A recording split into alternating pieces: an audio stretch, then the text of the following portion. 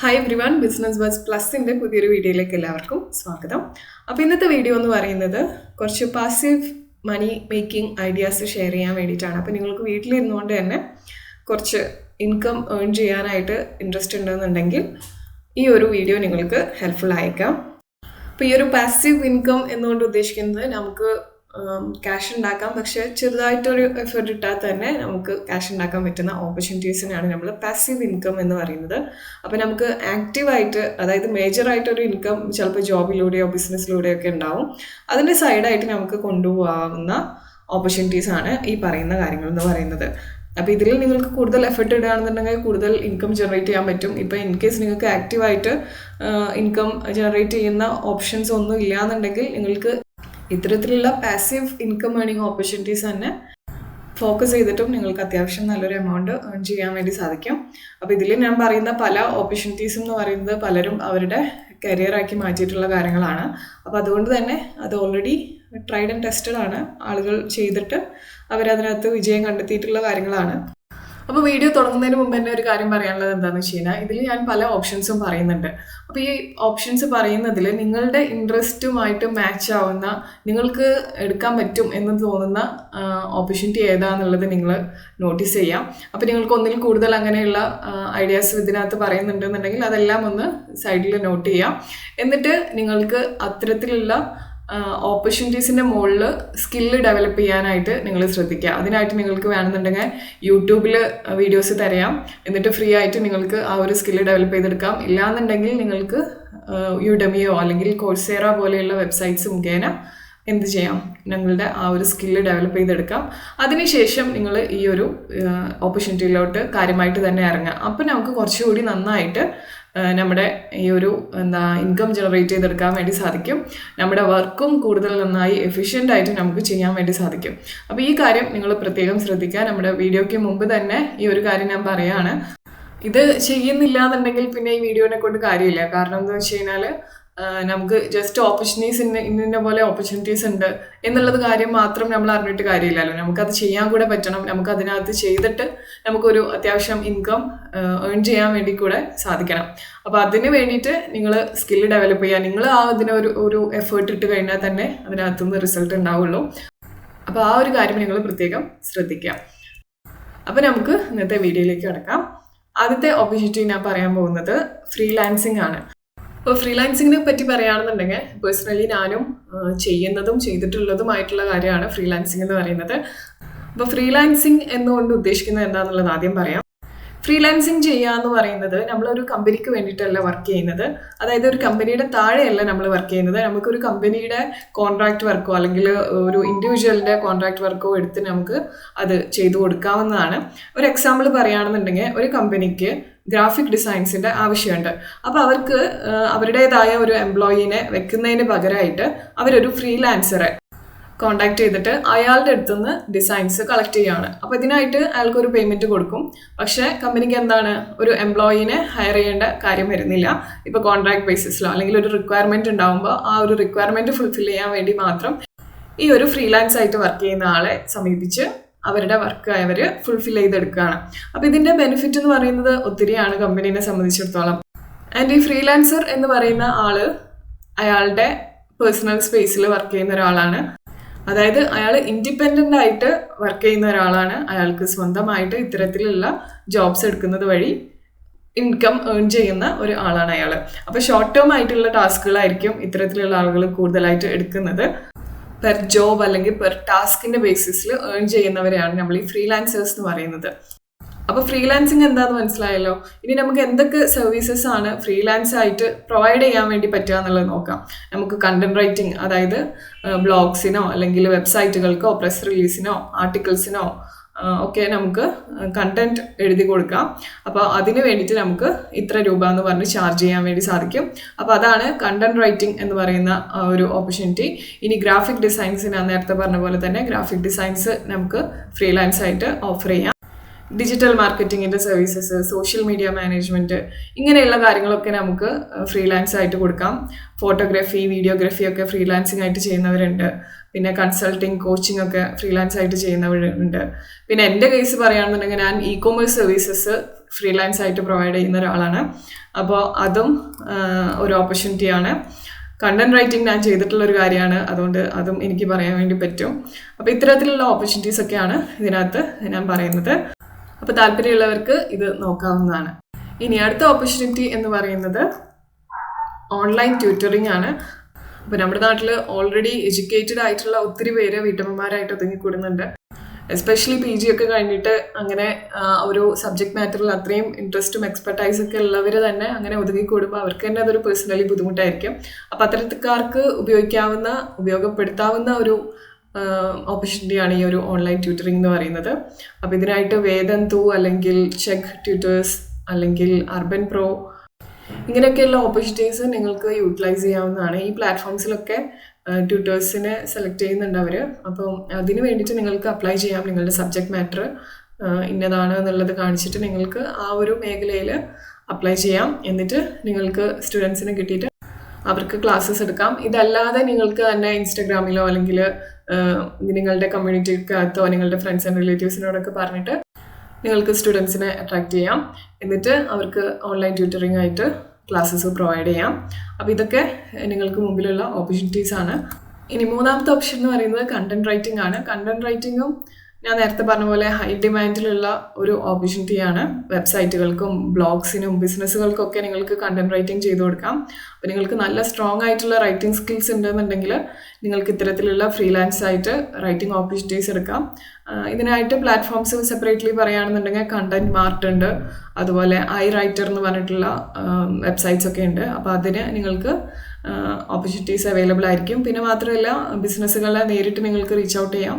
എന്നിട്ട് ഇതുപോലെ റിക്വയർമെൻറ്റ് ഉണ്ടെന്നുണ്ടെങ്കിൽ അത് ഫുൾഫിൽ ചെയ്ത് കൊടുക്കാനായിട്ട് ശ്രമിക്കാം. അപ്പോൾ അതും നല്ലൊരു ഓപ്പർച്യൂണിറ്റിയാണ്.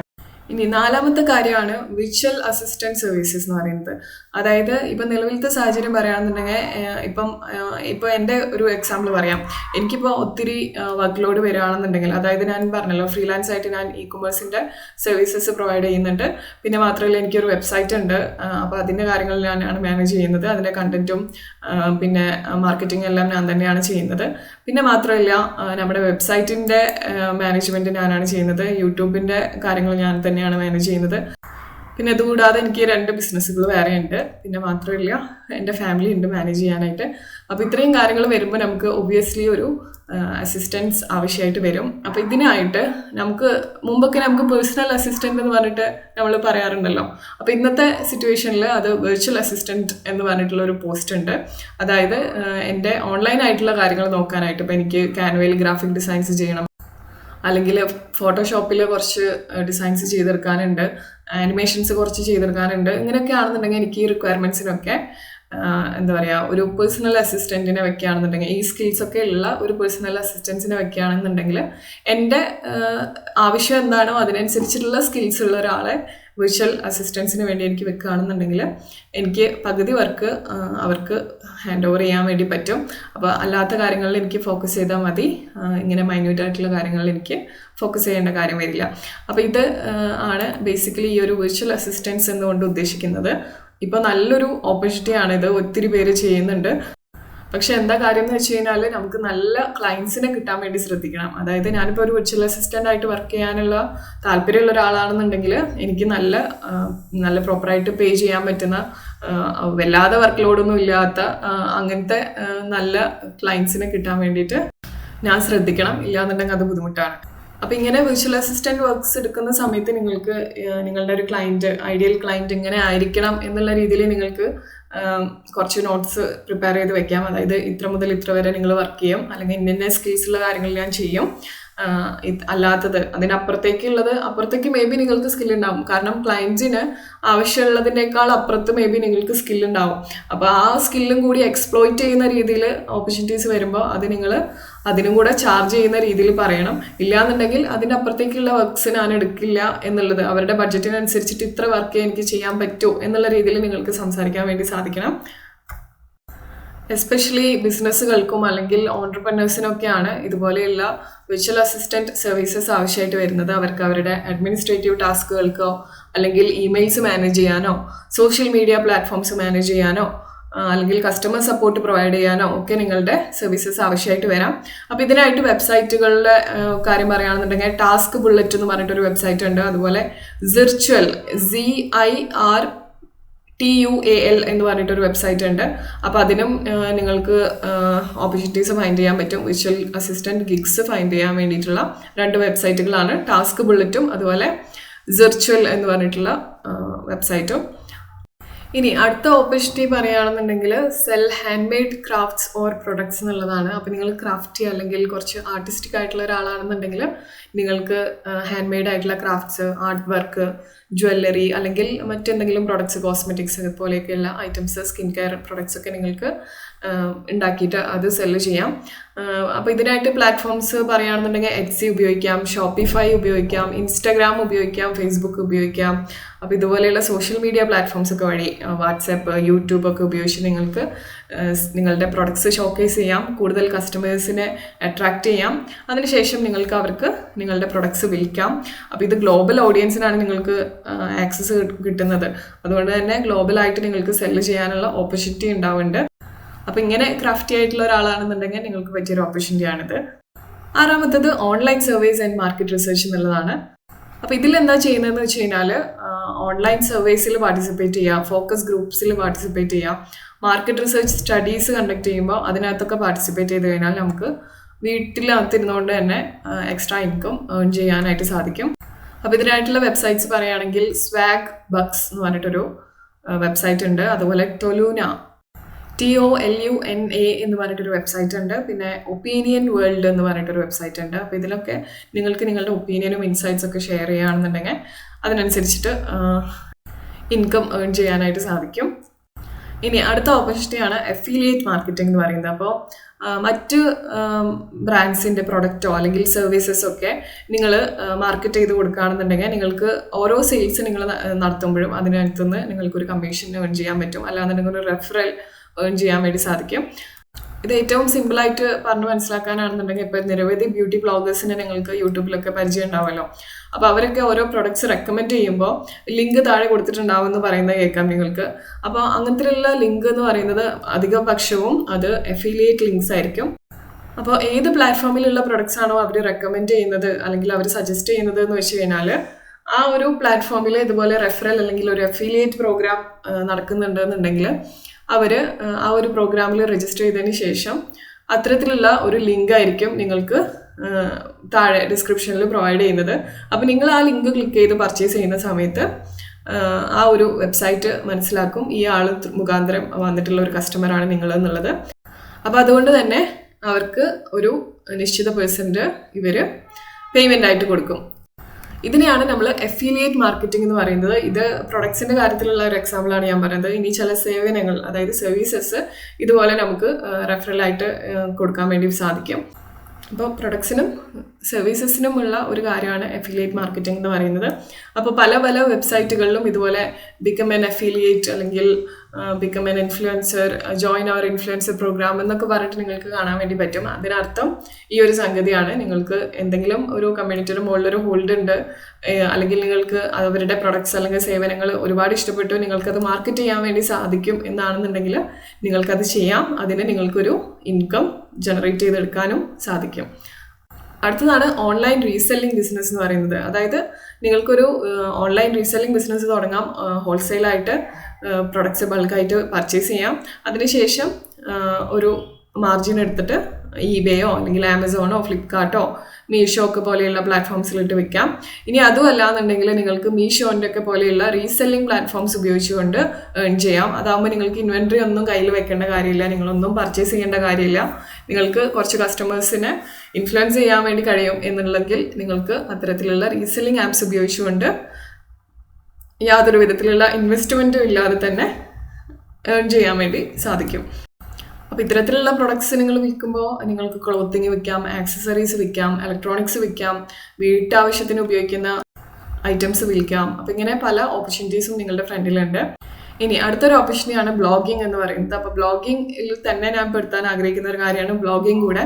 അപ്പോൾ നിങ്ങൾക്കൊരു ബ്ലോഗ് സ്റ്റാർട്ട് ചെയ്യാം. ഏതെങ്കിലും ടോപ്പിക്കിൻ്റെ മുകളിൽ നിങ്ങൾ നല്ല പാഷനേറ്റ് ആണെന്നുണ്ടെങ്കിൽ നിങ്ങൾക്ക് ഒരു ബ്ലോഗ് തുടങ്ങിയിട്ട് അതിനകത്ത് ഡിസ്പ്ലേ അഡ്വർടൈസിങ്ങും സ്പോൺസേഡ് കണ്ടന്റും ഈ പറഞ്ഞ അഫിലിയേറ്റ് മാർക്കറ്റിങ്ങും നമ്മുടെ ഡിജിറ്റൽ പ്രൊഡക്ട്സ് സെല്ല് ചെയ്യുന്ന രീതിയിലും എല്ലാം നിങ്ങൾക്കത് മോണിറ്റൈസ് ചെയ്തെടുക്കാം.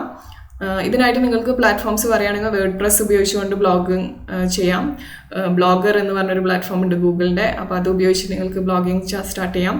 ഇനി അതുമല്ലാതെ മീഡിയം എന്ന് പറഞ്ഞിട്ടൊരു പ്ലാറ്റ്ഫോം ഉണ്ട്. അപ്പോൾ അതും നിങ്ങൾക്ക് മിനിമൽ ആയിട്ടുള്ള കോസ്റ്റോട് കൂടി സ്റ്റാർട്ട് ചെയ്യാൻ വേണ്ടി സാധിക്കുന്ന കാര്യങ്ങളാണ്. ഇനി 10ാമത്തെ നമ്മുടെ ഈ ഒരു വീഡിയോയുടെ ലാസ്റ്റ് ഓപ്പർച്യൂണിറ്റി എന്ന് പറയുന്നത് സ്റ്റോക്ക് ഫോട്ടോഗ്രാഫിയാണ്. അപ്പോൾ ഫോട്ടോഗ്രാഫിയിൽ താല്പര്യമുള്ള ഒരാളാണെന്നുണ്ടെങ്കിൽ നിങ്ങൾക്ക് നിങ്ങളുടെ ഫോട്ടോസ് സ്റ്റോക്ക് ഫോട്ടോഗ്രാഫി വെബ്സൈറ്റ്സ് ആയിട്ടുള്ള ഷട്ടർ സ്റ്റോക്ക് അല്ലെങ്കിൽ അഡോബി സ്റ്റോക്ക് അല്ലെങ്കിൽ ഗെറ്റി ഇമേജസ് എന്നൊക്കെ പറഞ്ഞിട്ടുള്ള വെബ്സൈറ്റ് മുഖേന നിങ്ങൾക്ക് വിൽക്കാവുന്നതാണ്. അപ്പോൾ ഇത് ഈ ഒരു ഓപ്പർച്യൂണിറ്റി എന്താണെന്ന് മനസ്സിലാവാത്തവർക്ക് പറയുകയാണെന്നുണ്ടെങ്കിൽ നിങ്ങൾ ജസ്റ്റ് റാൻഡമായിട്ട് നല്ല ക്വാളിറ്റിയിലുള്ള ഇമേജസ് ക്ലിക്ക് ചെയ്യാണ്. എന്ത് ടോപ്പിക്കിൻ്റെ മുകളിലും ആവാം, എന്ത് സബ്ജക്റ്റ് വേണമെങ്കിലും നിങ്ങൾക്ക് ക്ലിക്ക് ചെയ്യാം. അതിനുശേഷം നിങ്ങൾ ഇത്തരത്തിലുള്ള വെബ്സൈറ്റുകൾക്ക് അത് സബ്മിറ്റ് ചെയ്ത് കൊടുക്കുകയാണ്. നമ്മൾ ഗൂഗിളിൽ പല ആവശ്യങ്ങൾക്കായിട്ട്, പ്രൊജക്റ്റിൻ്റെ ആവശ്യങ്ങൾക്കായിട്ടോ അല്ലെങ്കിൽ ബിസിനസ് അല്ലെങ്കിൽ പേഴ്സണൽ യൂസിനൊക്കെ നമ്മൾ ഇമേജസ് തരാറുണ്ട്. അപ്പോൾ ഇങ്ങനെ ഇമേജസ് തരുന്ന സമയത്ത് ഇത്തരത്തിലുള്ള ബ്ലോഗേഴ്സിൻ്റെതാണ് അല്ലെങ്കിൽ അതൊരു പേഴ്സണൽ ആയിട്ട് അവർ ക്ലിക്ക് ചെയ്തിട്ടുള്ള അല്ലെങ്കിൽ കൊമേഴ്ഷ്യൽ പർപ്പസിന് വേണ്ടിയിട്ട് ജനറേറ്റ് ചെയ്തിട്ടുള്ള സാധനങ്ങളൊക്കെ ആണെന്നുണ്ടെങ്കിൽ സത്യം പറഞ്ഞു കഴിഞ്ഞാൽ ഇത്തരത്തിലുള്ള ഇമേജസ് അല്ലെങ്കിൽ എന്താ പറയുക ഡിജിറ്റൽ അസറ്റ്സ് ഒക്കെ യൂസ് ചെയ്യണമെന്നുണ്ടെങ്കിൽ നിങ്ങൾക്ക് ഒരു ലൈസൻസ് ആവശ്യമുണ്ട്. അപ്പോൾ അത് ഇല്ലയെന്നുണ്ടെങ്കിൽ ആ ഒരു ലൈസൻസ് നിങ്ങൾ ക്യാഷ് കൊടുത്ത് വാങ്ങണം ഓരോ ഇമേജസ് യൂസ് ചെയ്യുന്നതിനും. അപ്പോൾ ഇത്തരത്തിലുള്ള ലൈസൻസ് ഇല്ലാതെ നിങ്ങൾക്ക് ഉപയോഗിക്കാൻ പറ്റുന്ന ഇമേജസ് പ്രൊവൈഡ് ചെയ്യുന്ന വെബ്സൈറ്റ്സ് ആണ് സ്റ്റോക്ക് വെബ്സൈറ്റ്സ് എന്ന് പറയുന്നത്. അപ്പോൾ സ്റ്റോക്ക് ഫോട്ടോഗ്രാഫി എന്നുകൊണ്ട് ഉദ്ദേശിക്കുന്നത് ഇത്തരത്തിൽ കോപ്പിറൈറ്റ് ഫ്രീ ആയിട്ടുള്ള ഇമേജസും അല്ലെങ്കിൽ അത്തരത്തിലുള്ള ഗ്രാഫിക്സ് പ്രൊവൈഡ് ചെയ്യുന്ന വെബ്സൈറ്റ്സ് എന്നുള്ള നിലക്കാണ്. അപ്പോൾ ഈ വെബ്സൈറ്റുകൾ നിങ്ങളൊക്കെ പോലെയുള്ള സ്റ്റോക്ക് ഫോട്ടോഗ്രാഫേഴ്സിൻ്റെ കയ്യിൽ നിന്ന് ഈ ഒരു ഇമേജസ് വാങ്ങിയതിന് ശേഷം അതിനൊരു പേയ്മെൻറ്റ് കൊടുക്കും. അതിനുശേഷം അവരുടെ വെബ്സൈറ്റിലൂടെ അത് കസ്റ്റമേഴ്സിന് കൊടുക്കുകയാണ് ചെയ്യാം. അപ്പോൾ ഇതാണ് നിങ്ങളുടെ വർക്ക് എന്ന് പറയുന്നത്.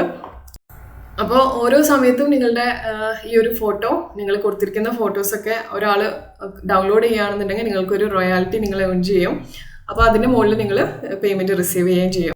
അപ്പോൾ ഫോട്ടോഗ്രാഫിയിലൊക്കെ ഇൻട്രസ്റ്റ് ഉള്ളവരാണെന്നുണ്ടെങ്കിൽ തീർച്ചയായിട്ടും നിങ്ങൾക്ക് ടേക്കപ്പ് ചെയ്യാൻ പറ്റുന്ന നല്ലൊരു ഓപ്പർച്യൂണിറ്റിയാണിത്. അപ്പോൾ ഇന്നത്തെ വീഡിയോ നിങ്ങൾക്ക് ഹെൽപ്ഫുൾ ആയെന്ന് വിചാരിക്കുന്നു. ഒത്തിരി കാര്യങ്ങൾ നമ്മൾ ഡിസ്കസ് ചെയ്തു. Thank you for watching. നിങ്ങളുടെ കമൻറ്റ്സ് താഴെ അറിയിക്കാം.